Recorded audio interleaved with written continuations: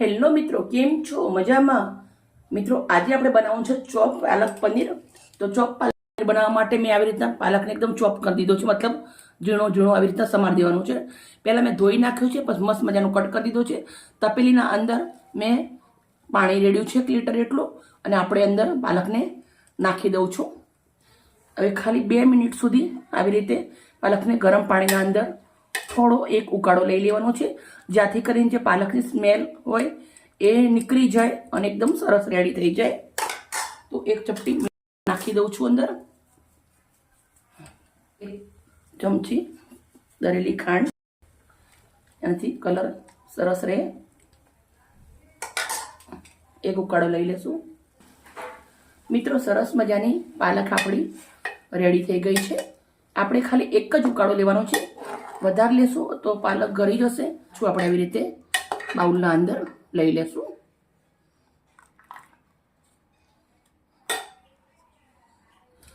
મેં કઢાઈ લીધી છે. કઢાઈના અંદર 1 મોટી ચમચી ભરી અને દેશી ઘી ગરમ મૂક્યું છે.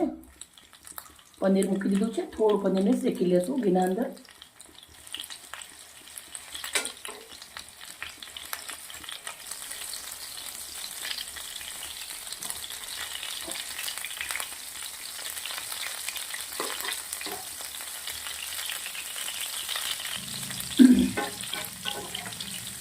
પનીર આપણે સરસ કાંચે થઈ ગયું છે. તો હવે આપણે એક પ્લેટના અંદર પનીરને નીકાળી દેવાનું છે. એના હું નાના નાના ટુકડા કરી દઈશ. મરચાં અને લસણ થોડું નાખું છું. થોડા સૂકા મરચાં, થોડી એવી હિંગ, ક્રશ કરેલી ડુંગળી મેં કાચી જ ક્રશ કરી છે. એ ડુંગળી થોડી સોતે કરી લેવાની છે.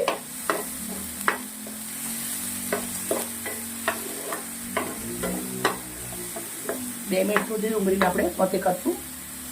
આદુ અને લસણની પેસ્ટ નાખું છું 1 ચમચ.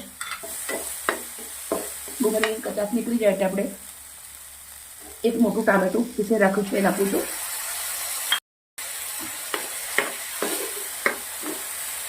તેને પણ સરસ મજાનું શેકી લેવાનું છે. ટામેટા અને ડુંગળીની કચાશ નીકળી જાય ત્યાર સુધી આપણે આને શેકી લીધું.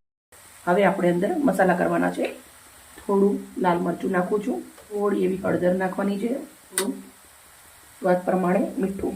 મસાલા શેકાઈ ગયા પછી થોડું અંદર પાણી નાખવાનું છે. હવે આપણે પાલક નાખી દેવાનું છે. પાલક નાખ્યા પછી આપણે અંદર પનીર સાંતળીને રાખ્યું છે એ નાખું છું. હું થોડા મોટા ટુકડા કરું છું.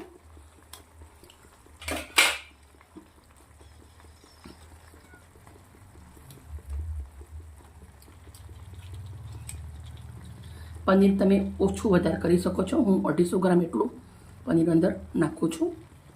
સાથે જ આપણે થોડા હવે લીલા ધાણા નાખી દેવાના છે. મસ્ત મિક્સ કરી દેવાનું છે.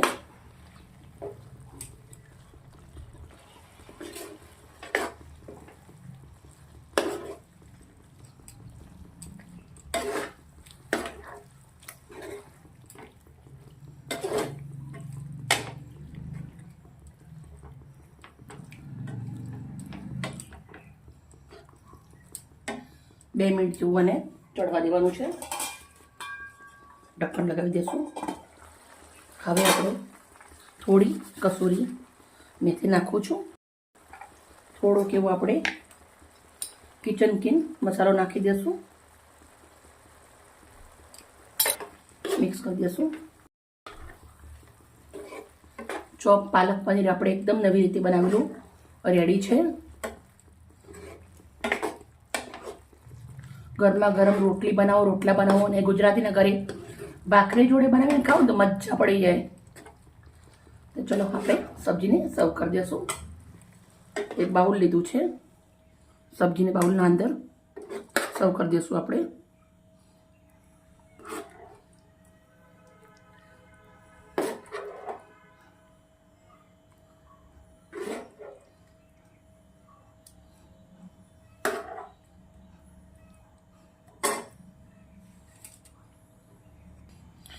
ચોપ પાલક પનીર બની અને રેડી થઈ ગયું છે. મિત્રો, અમારી વિડીયો સારી લાગે તો પ્લીઝ અને લાઈક કરજો, દોસ્તો અંદર શેર કરજો.